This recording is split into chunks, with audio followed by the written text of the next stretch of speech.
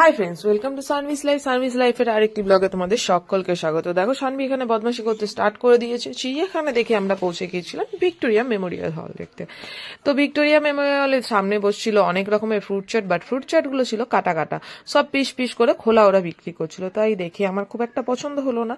তাই আমি সানভিকে বললাম ফ্রুট চাট বাদ দিয়ে তুমি একদম গোটা ফল কিছু নিয়ে নাও। তো গোটা ফলের মধ্যে সানভি বেছে বেছে পছন্দ করলো একটা সবেদা, পিঙ্ক কালার যেহেতু ছিল, সানভির তো পিঙ্ক কালার খুবই প্রিয়। তো সানভি তো এখান থেকে একটা পিঙ্ক কালারের সবেদা নিয়ে নিল এবং খেতে খেতে সে এখান দিয়ে হাঁটা মেরে চললো। তো যেহেতু চিড়িয়াখানা অতক্ষণ ধরে সকাল 10টা থেকে আমরা দাঁড়িয়ে, একদম এখন বাজে বেলা 12:30, পুরোটাই হাঁটা পথ ঘুরেছি। তো সে কারণে আমরা একটু টায়ার্ডও ছিলাম। তো ভিক্টোরিয়া মেমোরিয়াল হল ঢোকার আগে আমরা ভাবলাম এই সুন্দর ভিউজটা বা এত সুন্দর সবাই এখানে লোকজন বসে বসে এনজয় করছে, তো আমরাও একটু এখানে বসে একটু টাইমটা কাটিয়ে নিই বা একটু জিরিয়ে নিয়ে জল টল খেয়ে তারপরে আমরা বাকিটা দেখবো। তো সানভি দেখো এখানে এসে পরে পাথরগুলোর ওপর হাঁটা জেদ করছিল, বাট পাথরগুলোর ওপর দিয়ে হাঁটতে গেলে হয়তো হাঁটতে ভালো লাগছিল সানভির, বাট পায়ে খুব ব্যথা করছিল। তো দেখো মানুষজন এখানে বসে কি সুন্দর চিল করছে, খেলছে, পিকনিক করছে। এই টাইমটা বেশ ভালো। কলকাতায় যেহেতু তোমাদেরকে আগেই বলেছি রোদ গরম খুব, কারণ সেখানে যে শীতকাল সেটা বোঝাই যাচ্ছে না। মানুষজন দেখো এখানে অনেক ধরনের মানুষজন এসছে। তো সানভি যত বিদেশি দেখতে পাচ্ছে, সানভি এখানে বলছে মামি দেখো এরা কত ফর্সা, মামি এদের হেয়ার কালার দেখো, এই সানভি বলে যাচ্ছিল। তারপরে আমরা একটু জিরিয়ে টিরিয়ে উঠে পড়লাম ভেতরে যাওয়ার উদ্দেশ্যে। তো ভেতরে যখন যাচ্ছি তখন দেখছি প্রচন্ড ভিড়।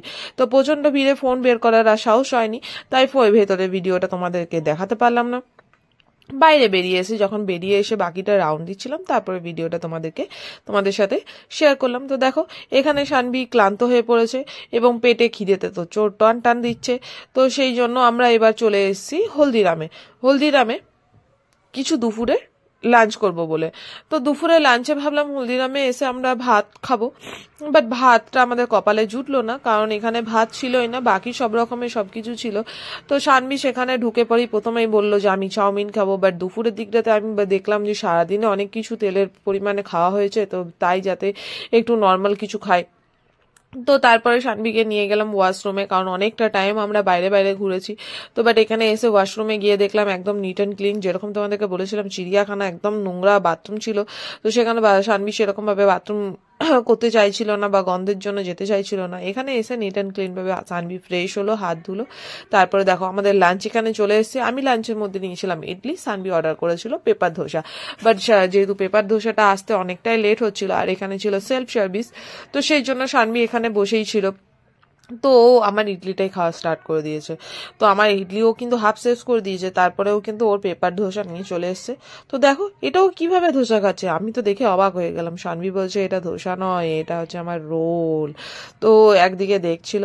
তো তারপরে আমরা ওখান থেকে চলে আসলাম সানভির আঙ্কেলের বাড়ি। সানভি বুনুকে নিয়ে খেলতে স্টার্ট করে দিয়েছে। তো আজকের ভিডিওটা এখান পর্যন্তই। ভালো লাগলে প্লিজ লাইক সাবস্ক্রাইব করো। Thanks for watching. দেখা হচ্ছে আবার নেক্সট